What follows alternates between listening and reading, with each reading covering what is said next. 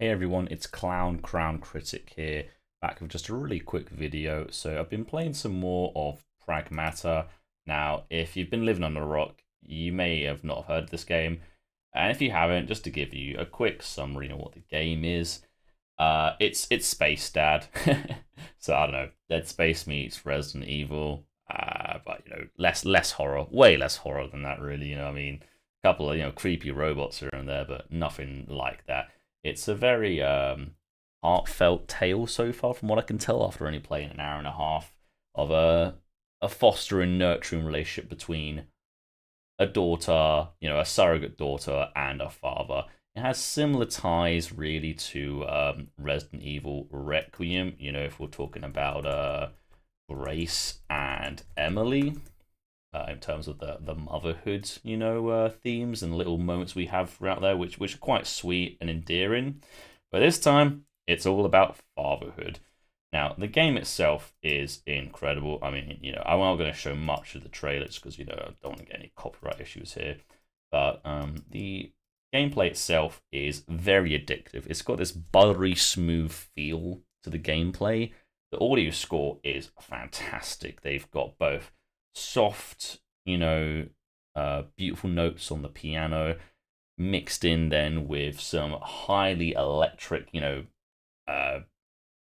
electrifying scores for when you're battling the robots, when you're in the combat sequences, and those are really quite fun. They are when you get to moments like here right now, using certain guns and combining it with Diana's hacking abilities, which are really quite fun. Playing mini games throughout. I remember the days of BioShock and the hacking system in that. Does anyone here remember the BioShock hacking system? It was God. Oh, it was so slow. It killed the pace. Yeah, doing these things. They finally fixed it in BioShock 2 with this. But I feel like they've kind of, they've learned from other games Capcom have, and they've really, really mastered it now with Diana's new hacking abilities, new hacking system, which is both simple but complicated. Now, unfortunately, with this game, though, there's politics involved. Not intentionally, but like everything nowadays, it gets political. You wouldn't know if you searched it on YouTube. We're just seeing, Gameranx here, Rad Brad, gameplay, reviews, lovely stuff, really. Sphere Hunter, really great channel here. Got one video, one quick mention about it, upsetting the terminally online. Now, of course, you're free to make videos on what you want to make them on, free to make posts on what you want to make them out. But if you go to X, you do just see straight away, it's become a cultural point of, upsetting people, supposedly. I don't even know if this outrage is there, if people just like to pretend there's outrage now when we see fatherhood and motherhood and whatnot. God, yeah, she looks cute here. It's a very fun, sweet game with lots of nice down moments as well, which is really quite nice, And I was thinking more about the gameplay and about the hub system they've got. It's a bit similar to, do you remember Dark Souls 1 with the fireplace, with the bonfires, whereby you've got to go and transport back to the main hub area in order to do the upgrades. Can't spell bonfires right here. Here we go. And it always felt a bit tedious, a bit tacked on. Whereas then you get something like, I don't know, RE4, for instance, and you've always got a merchant right there next to you, next to the typewriter. That's it. So you got the upgrade system next to the save point. Now, I think what's nice is that although you have to, travel, have a loading screen. Sorry, God forbid, the Gen Alphas nowadays with their friggin' iPads and attention spans of a.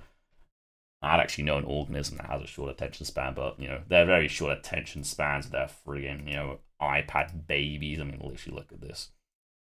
I know that might upset the Gen Alphas in a sense of having to go through a loading screen to get back to the what's it even called? I forgot the place. The hub now in the Pragmata. What's it called? The sanctuary. What's it called? Pragmata. What is the hub area called? Is it the sanctuary? The shelter. I knew it began with an S. I knew it. I was, kind of close. But anyways, there's a load time to get to the shelter. But thanks to that, and thanks to it being a separate area, whereas in the Resident Evil games, as relaxing as the typewriter areas are, the safe, the safe rooms, they don't quite have that same relaxation because it's just a tucked away little cabin and you're in and then you're out. There's not really any need to sit around there unless you're eating your friggin' dinner, leaving the game turned on or something. But now we've got in Pragmata this lovely sanctuary area, which I'll just quickly show here. So the the shelter. Why do I keep calling it the sanctuary? It's been a long day.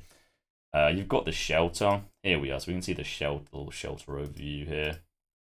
So we can see here, this is your main hub, where you've got the upgrade system. Great, lovely. But you also have some other points here where you can read some lore. You can look at models about different enemies, different characters. But then also you have these sweet moments with Diana where she's in a memory stick here or something, or showing you her dance moves like we can see here in this clip.